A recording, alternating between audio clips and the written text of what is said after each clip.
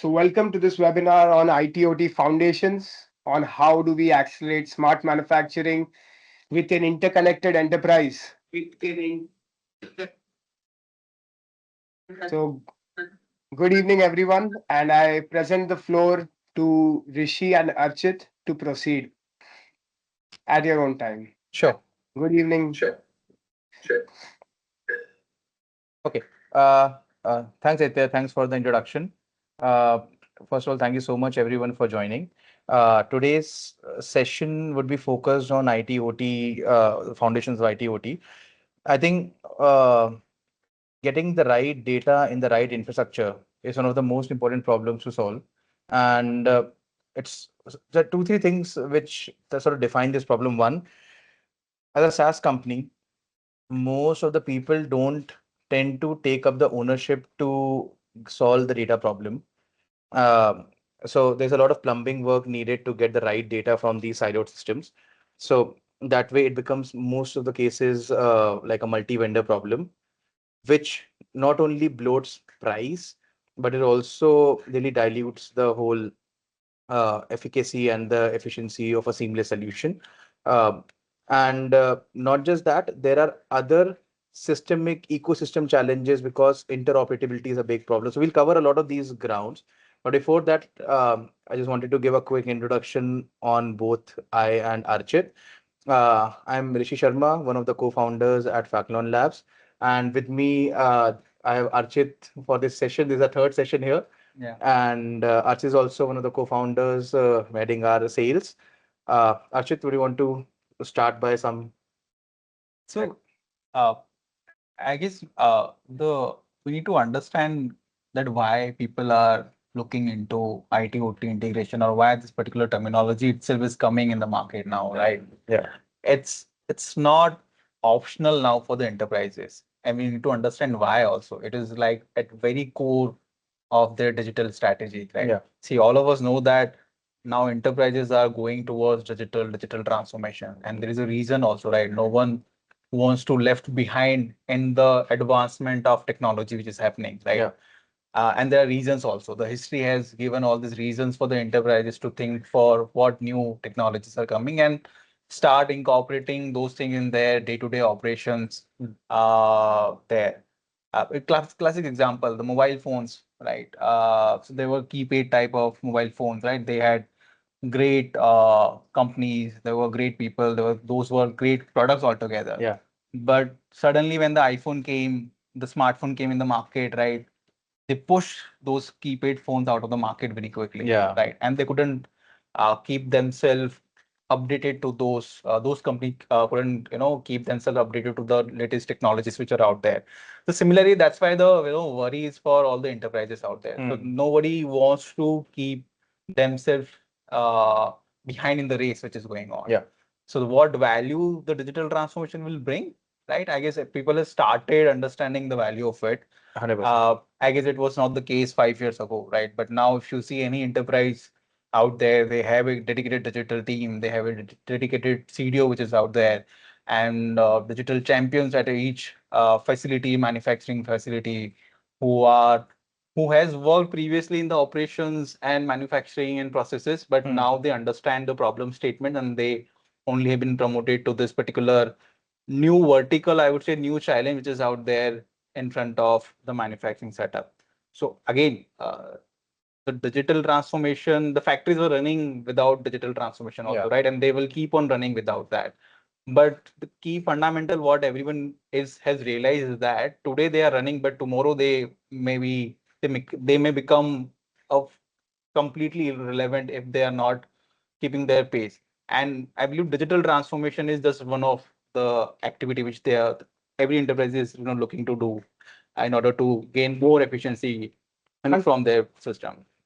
100%. And in fact, as we kick this off, because digital is such an important transition. So the analogy that we typically give internally is we are trying to move, industrial automation is everywhere. Correct. So what we're doing is we're moving from industrial automation to industrial autonomy, where we are able to deploy smart systems which are not just equivalent to smart to humans, but they're at times better, but they also work day in and day out. They don't sleep.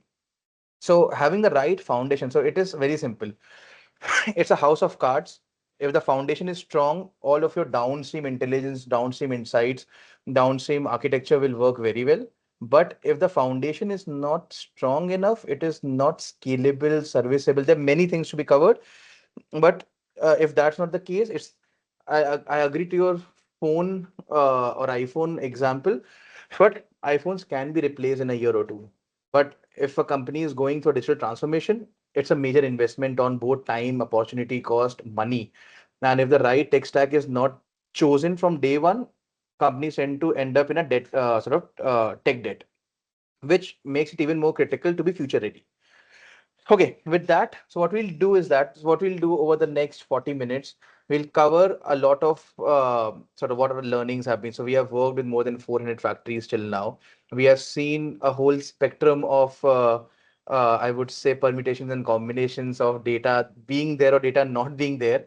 And so the idea is that in a very structured way, what we understand, right from what we typically see in a factory to what people understand what they have and what they don't have, to the challenges, to what is an ideal data infrastructure which seamlessly integrates to a decision infrastructure. What are the some high level industry standards out there, and possibly covering closing the conversation with some case study and value realizations that you have seen. Yeah. So that sort of thing that we'll cover over the call. Uh, so straight off the bat, Archit, when we talk about shop floors, we have seen a lot of it. Correct. So what is your experience? What are the type of data that you've seen, systems that you've seen, and like just the chaos that you see on a day-to-day basis? Okay. So, Rishi, OT system is very different from the IT, right? Yeah. If you see the IT systems are already updated, latest software, latest patches are already there. Yeah. And the problem with the OT system is that the factories are very old, right? 10 years, 15 years, 20 years old factories. Yeah. And the system which is which are running the plant, right? Those cannot be replaced overnight or Hmm. say even say in 6 months. Yeah. You need to have a complete planning if you want to replace those OT system which are running your plant, Hmm. right? Because for every manufacturing setup which is out there, the production is the first priority, Yeah. right? Everything is secondary, tertiary, right? So we need to understand the landscape of the OT. Yeah. And in my experience, I have seen plants which are running on 15-year-old technologies, Okay. 15-year-old PLCs. And in fact, at some places, I even seen Windows XP being used Oh, God. in one of the That's a good one. software, right? But but the problem is that you cannot update those systems without having some downtime. Hmm. And so that is a very strategic call, the enterprises has to take if they are upgrading their OT system altogether. Yeah. So it's very strategic and very, I would say a lot of planning is required behind that. Sure. Unless IT where in within some 12 months to 24 months horizon, you can upgrade while your current system itself is running and then you can upgrade that. You cannot do that with OT. Yeah. So I've seen a lot of systems which are generating data in, PDF. Some data system are generating data in Excel. Some are, where you have to integrate with your SCADA. Like I told you, that's some system which are running on Windows XP, right? So you have to integrate with those kind of systems. So it's a very difficult situation where you cannot replace them, obviously, Yeah. for sure, right? And that will only happen at some pace. But organizations cannot wait for their OT infrastructure to be updated and then do digital transformation, Yeah. right? Because the data is the need, right? They need to have at least all the data which is Access required. to high Access quality, to the reliable data. data so that they can generate insights and whatever it can create for them. So I've seen varied system, like I said, PLC, SCADA, which are very old. They works on different protocol altogether. There are some OEM who have control over those systems. So without their That's also a big help challenge. and without their involvement or without they coming into the picture, it will be difficult for anyone to take out the data. Yeah. Right. And all the system works on different protocol, right? So you have to create a ecosystem or you have to create that particular tech stack which can is capable of capturing all this different source of data which is out there. Yeah. And in seamless manner at the required speed and with the reliability which is required. And you also need to make sure at the same time that the current system, works how it was working before. Agreed. So if I have to put this in more structure, there is this IT and OT universe as I talked about. Yeah. There are, so the way I look at it, there are three sort of universes of challenges. One is the nature of data source itself. So, for example, if I look at OT data pools, I'm looking at SCADA DCS systems. We are looking at PLCs, HMIs. We are looking at sensors. We are looking at no data altogether. There are so many places there is no data being captured, and we need to install certain sensors, digital logbooks. So, these are the areas that one are siloed. That's my first sort of multiverse in a multiverse first universe problem. The second is ecosystem play. So Schneider tend to have its own ecosystem. Honeywell tend to have its own system. ABB different system, different protocols. So because most of these OEMs tend to play an Apple style ecosystem game, interoperability becomes very difficult, and some third party needs to come in to enjoy true interoperability. So that's my second problem. Third is the age problem.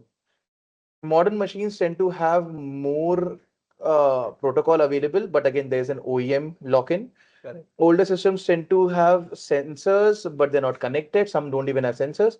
So that way, there are different challenges, universe challenges that we're targeting.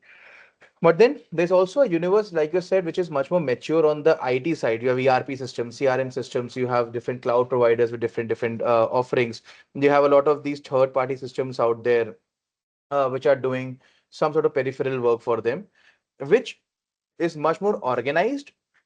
But then the true value is if I'm trying to create this universal data pool and as we call it, a unified data lake, we need to make sure that we have one seamless integration from all of these varied sources, Correct. creating this unified data layer. At the same time, the data is highly sort of reliable and accessible. Then I'll get into it. And I want to address one point here.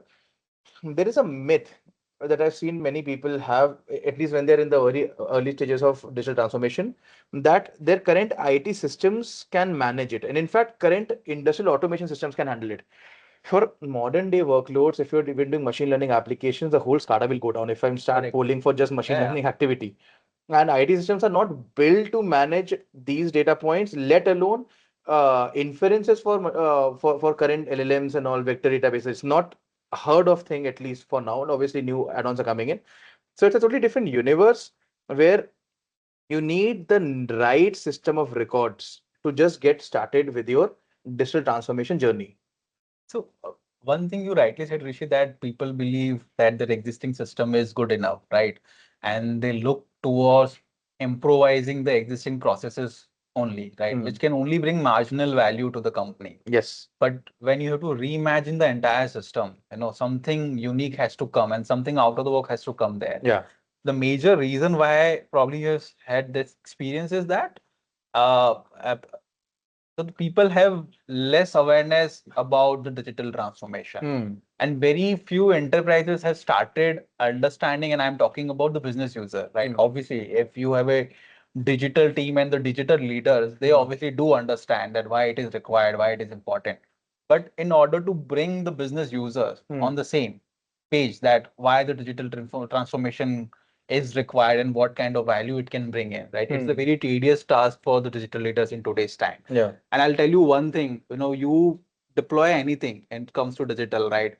The success lies in one thing only, majorly, that how is the utilization of that particular system which you have deployed there. Change management and Change utilization. management is the most difficult task, and heavy lifting needs to be done by the digital leaders, right? And that's why you will see there are various approach enterprises are having, right? In fact, I have seen within the same organization people are having two different approach how they approach the complete digital transformation. We'll talk about that, what kind of approaches which they are taking. But we need to understand that the success lies with the business user. So until unless you onboard them, people will see, okay, whatever is currently working is working fine, right? The factory is manufacturing, it is not stopping, right? So why do we need a digital platform altogether? Yeah. While digital is something very long term. And when I say long term is not even 10, 20 years, I'm talking about in next 3 to 5 years. that digital is that important for any enterprise which is out Yeah, there. to squeeze more value out, get better Correct. ROC, get a better margins, because yeah, it's a margin game. Correct. It's a cost of ownership game. So let's understand, that why people do want to do an IT/OT integration. Let's have a why people wants to do that. What are they missing out? So what are the they missing challenges? Not doing this is right now not optional. And again, just adding a couple of pointers here. What you've seen, uh, if people don't have access to high quality data and derived insights, their decision making is fundamentally passive. They're Correct. reactive. Something goes wrong. Experience based. Yeah. It is experience based, and humans have their limitations. Correct. So they're always chasing incidents rather than forecasting incidents or outcomes and choosing the best path out. That is the most important transition that this approach the digital transformation brings in. And the foundation on that is having the right data infrastructure. So now the typical challenges are silo data. So like I said, interoperable challenges, their own ecosystem, connectivity is a challenge. Correct. Protocol is a challenge, age is a challenge, data not being there is a challenge. Then if we don't have the right data, and again, it's just three things: having accurate data, having more data, granular once a day will give you only the such insight. Correct. So we're having data for every second, every minute, sometimes like multiple hundred data points in a second. You can go more and more granular into your insights. So having accurate data, having more granular data, and having a sort of uh, uh, the way I would put it, a democratic data, because you're getting so many data sources, you're working with them. How can I cross pollinate? So it should not be the case if you're working with one vendor or production. So production data is siloed. How can I use production data with my energy data, with my digital twin process data, and how can I then just provide better recipe outcomes, better golden batch outcomes, better production planning outcomes? So if unless you're solving for that, it's a big problem to actually unlock big value. So Yeah. So actually, fundamentally, what is the problem this IT/OT will solve, right? You understand. One is there are people who need to make decisions on a daily basis. They are still making the decisions on a daily basis. Yeah. But 60 to 70% of time of the total time they are taking in making the decision, Okay. they are only spending in collecting the data from various 60 to sources. 70%. That's Right. crazy. That's what the industry standards are, right? So if something has happened, say yesterday, today the entire team will sit, they will pull out the data from various sources which are out there. Because these are, like I said, these are OEMs, different OEMs. When the plant was getting extended, they had deployed different OEM systems, so they don't talk to each other, and those are completely black boxes for them. Okay. Right? They work, fantastically independently, but they cannot work simultaneously together in a combination. Yeah. So they gather the data from various sources, and then they do root cause analysis and see, okay, what has gone wrong, right? So in order to, so they are doing two things. First, they are fetching the data manually from this black boxes and silos data which is out there. Yeah. So that is the first problem which can be solved with this. Secondly, whatever analysis they are doing, right, they are delaying their decision making because they have to manually do all those calculations or manually assess the root cause which are out there. Yeah. If there can be a unified data layer, which first has all the data access at single point. Secondly, on top of that, then you have all this additional layer of BI and AI, which can give those insights instead of they taking 4 hours in coming to a conclusion, saying the system can give them in 4 seconds. Yeah. Right. And that's what the power of what digital transformation can bring, 100%. and the power of IT/OT what can bring. The another reason why people are doing it, the enterprises, they need to be ready for future, right? So there are two approaches when people do digital transformation. One is that you do a point solution in silos which has quick ROI. You see, okay, one solution has a quick ROI, and you scale it across the different plants. Another thing is that there are few digital leaders who are able to reimagine the complete thing which is out there, and they design the complete what it may look like, say 70-80% one of the complete potential of digital transformation. And then they design right from, and that takes a lot of effort, by the way, because you have to onboard all those business users, you have to understand the problems which can be solved, right? Yeah. And for that, you need to do a lot of planning and onboarding people, right? Yeah. And there are multi stakeholders available, business user, there is IT team, there is your own digital team. So different people needs to be onboarded on the plan. Yeah. And then they design it and then they do it. They deploy the solution complete end to end, like in model digital plant. Nice. Right. But there are other people who will parallelly, they can have another strategy where they are just they are deploying one use case and then scaling it to across. Salami slicing. Correct. Right. But coming back again, the importance, so everyone wants to be future ready, right? Everyone talking about we want to deploy AI ML use cases and they have well-defined problem statement and everything. But when they start digging into it, they only come to know that there is no data available altogether. Yeah. So And they're end to scrambling with 5 different vendors. yeah, so if there is no data, your whatsoever sophisticated model won't be able to do anything. Yeah, yeah. Every plant is different. It doesn't matter if one model has worked in one plant. In fact, within the same industry also, if something has worked for one customer or one plant, doesn't simply mean that it can work exactly in the same manner for a different customer. That's a different topic altogether. Because Factory there are different heterogeneity. Yeah. process, different raw material, different thing, different people who are out there. Yeah, yeah. So people wants to be future ready, and that's why doing and collecting all the silos data through a single platform make the sense. And that's why I said it's not optional. Yeah. It's the core of the strategy now. The data readiness is becoming the center of any digital strategy, for the enterprises who are out there. Perfect. So this is a good segue into really defining, because we have spent a lot of time in just telling and articulating why it is important.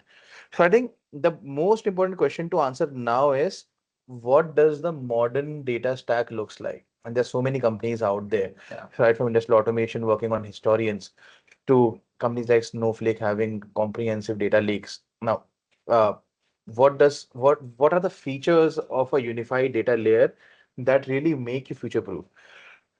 So the way I put it, one, it has to be single source of truth. All of your different data pools need to converge into a data infrastructure. Now, the interesting characteristic of that is it is multi-structure, because different data points have a different characteristic. Your video is stored differently than a PDF file, than a time series data or a sensor data. That is stored very differently from tables, and that is stored very differently from like a vector for machine learning or sort of LLM use cases. So I have a problem statement where I have these fundamentally different types of databases, data structures, which needs to be stored in a single layer and have a unified layer access. So that if I'm connecting an application, I don't need 10 different connectors. A single connector can solve all of my problems. For then, not just the data design, there's also AI enablement. So the reason we are talking a lot about these things is because automation is a high concurrency, low bandwidth problem statement. Correct. And machine learning use cases are high bandwidth. So I might need years of data to be pulled every minute, every hour. If that sort of polling starts to happen on current data structures, the whole system will go down. It's not built to manage. And then concurrent systems. There is a system recommending process parameter, other recommending predictive downtime, other recommending some sort of metrics. So I'm having concurrent data hooks polling months, years of data to generate those features. So it needs to be that. Then at the same time, it has to have standard integrations, and it needs to have that multi-structured data points like, like vector databases on a knowledge graph to my standard databases for my files, structured and structured data. That is one. Then the second feature that we need to look at is deployability and scalability. Because think of it like this. Your data needs evolve. Today, when I'm commissioning a project, I have a different set of sensors. Correct. Sensors have a shelf life. Yeah. After 3 years, if a sensor goes wrong, it's very difficult to have a one-to-one sort of replacement. So tomorrow, if I go and change 1,000 sensors, which have a different schema, my system needs to be serviceable enough so that I'm able to configure it. And if it is not done correctly, all of my downstream intelligence, right from reports, dashboards, AI, everything will fail. So it is very important that at a unit level, every level, we are able to service it with speed, with reliability is the name of the game. So that's my second tenet. The third thing is, when I'm talking of a data infrastructure, I am breaking the shackles of ecosystem. Mm. This data layer needs to be seamlessly accessible with standard protocols out there for every third-party system. That can be industrial automation, so Siemens, Schneider, Honeywell can use it. It can be for SAP or ERP use cases. It might be for third-party data science use cases. So your Snowflakes and Databricks can integrate into it. So we need to have all types of standard integrations out there which support the same scalability and sort of breaks the barriers of ecosystem. If you're not sort of checking boxes in all of these things, if not today, 5 years down the line, people will need to replace the systems. So this is very important because once your data infrastructure is sorted, all AI can be scalable because those are more plug and playable. This requires physical infrastructure, cabling, laying down network connectivity, security architectures, all sorts of modulation to convert them into a common schema. So this is a one-time activity which sort of bears fruits for decades. That's, I think, the most important sort of So, design Rishi, I guess philosophy. you have pointed out one very important aspect. So, and I would like you to put more light on that. So, what happens? You said, right? Let's say if the system which is giving data or the sensor which are giving data, what happens if those systems itself are replaced and the Hmm. new system has come, which are not obviously talking in the same language and say probably with the not same kind of data structure or same kind of, I would say, mapping altogether Yeah. of the text, how this problem can be solved? Again, the way we saw the different strategies out there. There is aliasing, there is post processing, there is data mutations. So ultimately, think of it like this: you have the data sources which are creating primary data. Then we have this downstream killer, like a castle, doing analytics, computation, reporting, and all. So if I'm replacing a data source, what I do, a new data source comes in, I have to transform at a unit level the data I'm getting from there Yeah. plugged into a different schema. So I'm doing post processing, aliasing. That means I can do A to B connection and the system thinks it is B only.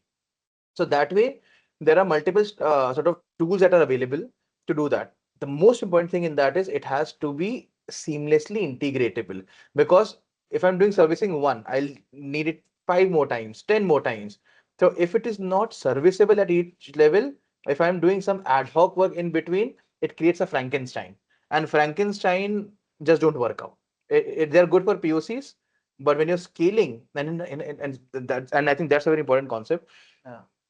Complexity of industrial AI applications when a project scope is scaled linearly scales exponentially. So a POC, again, that's what we say also. A POC can be done by a college student. It's not a big thing. It's actually when you scale an application at an enterprise level is when you need to have a very strong product. Correct. So because the complexity of a POC is very small, so anybody can manage. If you're scaling your complexity by 1000x by having more assets, which is very common, your complexity will go 10,000 times, which is beyond a point that's not comprehensible. So that is very important. That serviceability and sort of fragmented design sort of solves for that. So saying a layer which is fast enough and reliable enough that if even if the source changes, you can configure the setup and then get the data, the how it was coming. Okay. Exactly. And the word I'll use here is tooling. You have all of this tooling at every layer of enablement because the journey from sensor to intelligence has many layers. Hmm. Data aggregation, data storage, processing, post processing, data retrieval, then pulling it into a model giving some outcome, then pulling into an agent giving an outcome, then pulling it into a report. So you see, there's a whole flow, and these are major flows, and in these you can have sub flows. So if I can go back and service at every level, it's a no code stack, then you're future proof, no matter what changes. And by the way, we have seen it so many times. As customers use our product, they only learn and evolve how they can use it more. So they come back and ask if we can do this also, that also. That is the most important sort of sign of adoption. Yeah, I mean, absolutely. I mean, that's what I said initially also, right? That the true value can be realized only by, onboarding all the business users. And Exactly. that is like the most uh, difficult task out there for any digital leader which is who's out there. Absolutely. Perfect. So now, so like I said, the need of the R is to have this unified data fabric that is obviously interoperable across different ecosystems. And at a design level, it has multiple benefits. So for example, edge enabled. It needs to have a federated data structure. Now, this is a subject in itself. Essentially, I can have my data in bases installed in different segments across. On-premise is a very common demand because they don't want data to leave the premise.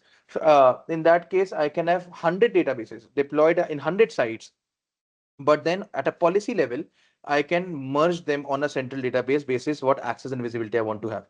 Uh, I have remote orchestration on LSG, like Linux System Gateways, helping me to remotely manage, orchestrate all of my devices. So I don't have a black box situation. And then it seamlessly not only talks to our ecosystem for all of the downstream intelligence, visibility, automation, autonomous use cases. It also provides standard endpoints into all major tooling out there, be it bespoke, be it industry validated products. That is what makes the whole data infrastructure future proof. In So, fact, yeah. so how important or what do you think is required about this particular stack? Because and I'm coming purely from the customer side, right? Because I interact with them, and so people don't care, right? Ultimately, customers or the business users uh, don't even want to understand that how you're doing certain things at the background, right? Yeah. But still, I mean, for the curiosity, I'll ask because they only know that this is what my data. It should come, properly with the required frequency what we have said, and it should give all the analytics and all the use cases should run perfectly fine, Yeah. right? And whatever was there, it should be running perfectly fine, irrespective of whatever you use. Typically, no business user will care about it. Yeah. So I think it is good. So in fact, it's a good segue in it is this piece also. Yeah. All good systems are fundamentally very strong as an enabler tool. But then when it is delivery, it is always uh, reverse calculation. What that means, when we are delivering, right? We always start from what is the biggest problem for customer. Correct. We define that. And then we walk our way backwards into to get this outcome, what sort of insights we need. What are the insights we need? So what sort of computation that we need?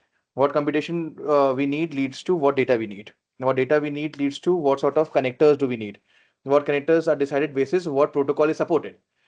So now if you have a common stack that is fully flexible and allows you to do configuration, you can now confidently only so in this case, as a user, as a delivery agent, I am not restricted by my capabilities on what I can deliver. So I'm trying to force fit something that I've built as a black box. No, I can very confidently just talk to my customer and say, what are your top 10 problems?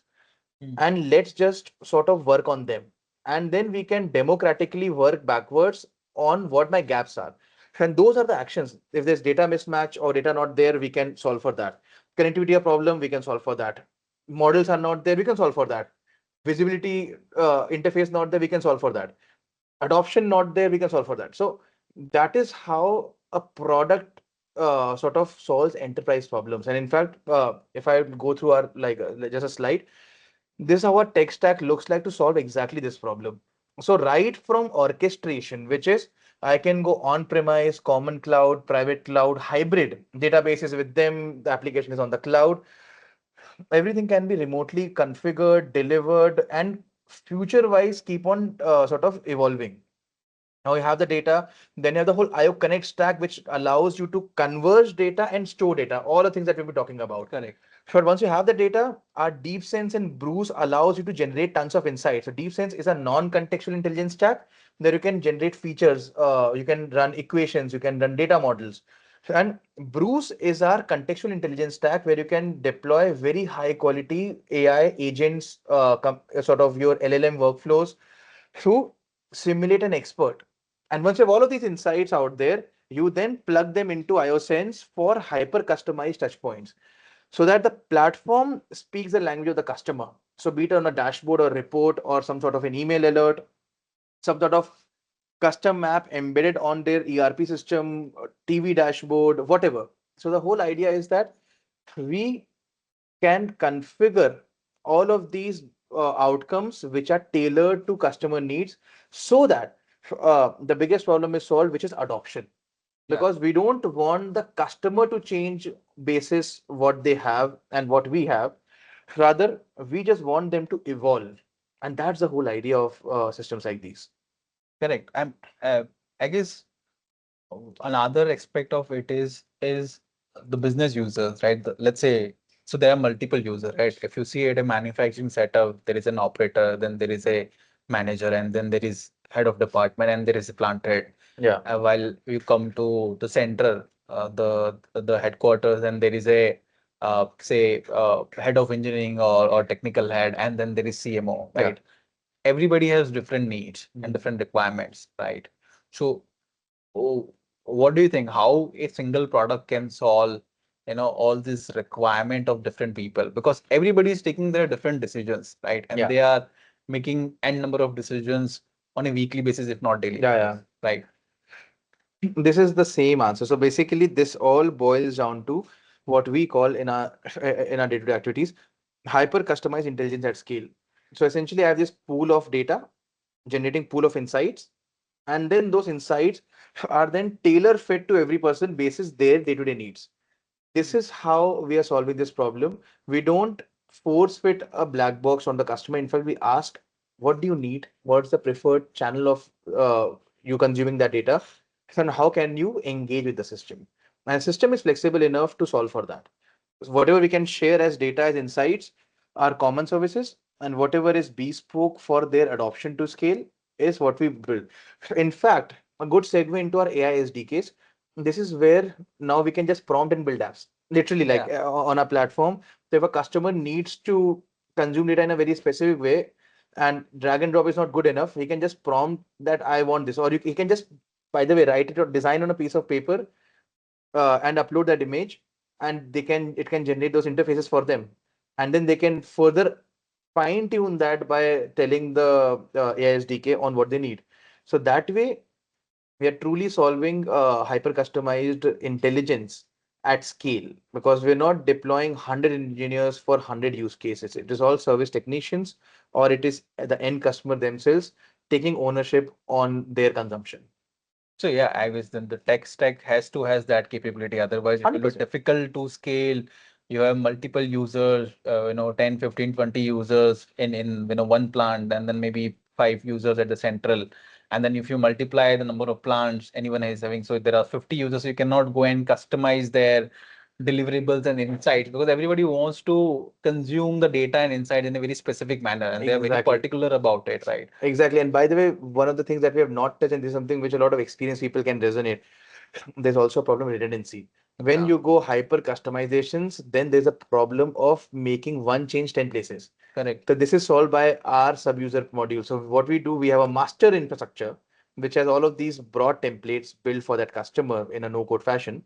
And then basis every user, we just give them the access. So that way, if serviceability comes, you just service one element and every derivative of that is serviced. That's the beauty. That again, that's a more advanced problem that typically people face once they're using it. Correct. Yeah. Awesome. So, so let's just try to move gears and towards sort of real world use cases. So going a little deeper into IO Connect, which is our IT OT sort of infrastructure core. So we're looking at data across the board. So we're looking at production data, process data, quality, maintenance, safety, workforce, inventory, all of them through different systems, through different protocols, integrated to different channels, which is some is cellular, some is through internet, Ethernet, local network, some even LoRaWAN and all. So highly fragmented source of data and communication channels, but then converging into a single source of truth. That is what we bring on board as IO Connect. In fact, as we move ahead, this is what we bring in, but then there are standards out there like ISA-95, which is by International Society for Automation. Uh, there are sort of four levels of what they prescribe as reference architecture. So we want to go ahead and quickly give So a yeah, flavor? Before that, Rishi, let's understand when any digital transformation comes, right? There are different teams who are involved there, Yeah. right? So if you are creating an architecture of how data will flow, right, from their OT system to their IT system, Yeah. right? And so there is obviously business users. There are business user can help you understand what kind of data is required. Digital user will help you understand, okay, what kind of cloud and everything can be utilized. But then there is IT team also who wants to have some standardization out there.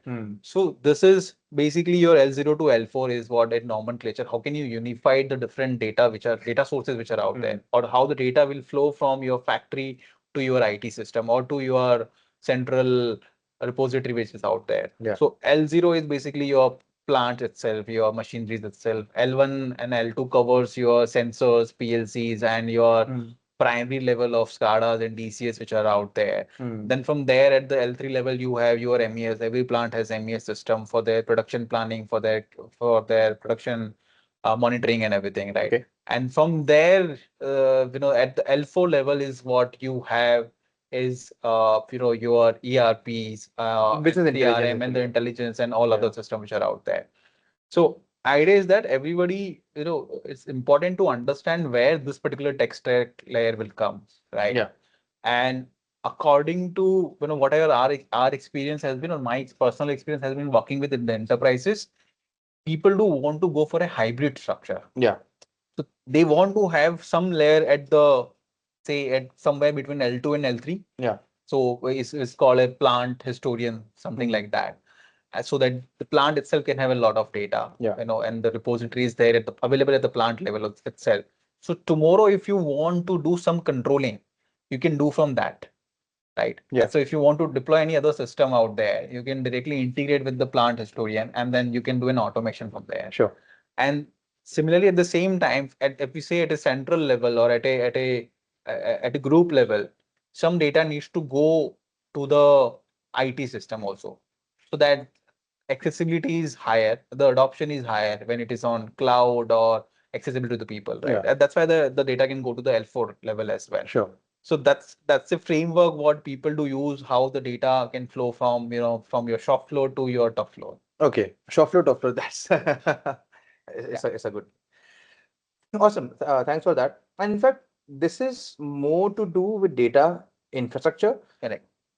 I think equally important is the security infrastructure, because as things get more connected and more automated, making sure the systems are reliable, isolated from any threat, internal and external both, is very important. So there is a framework out there called IEC 62443, again by ISA, and what they essentially recommend, and the basic infrastructure is you have multiple layers. You have your field infrastructure, then you have your DMZs, then you define access control, and then there is integration with enterprise IT. They have to be sort of managed separately. Now, what this framework allows to is a multi-part framework, where there are four parts to it. The first thing is they define terminology. The idea is that different people, when they talk about systems, need to be very consistent on what they're talking about. So, Yeah. if it's a gateway, it's a device or whatever, so you need to have a standard definition. Then the second part, or the P2 of that, is your policy and procedures. So once you have defined terminology on what you infer by what, then you basically define high level architectures, procedures, and policies. In fact, policies and sort of procedures.